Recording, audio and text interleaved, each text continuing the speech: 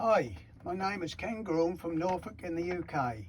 I have been interested in solenoid engines for a long time, but didn't make any until I retired.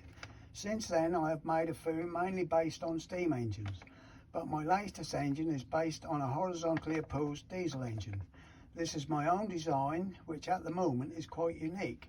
It is a 2-solenoid 4-piston engine which runs very smooth and I am very pleased with.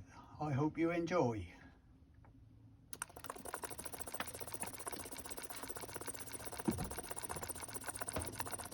It runs on 12 volts and uses 7 amps. It is quite powerful due to the push-pull action on the crankshaft.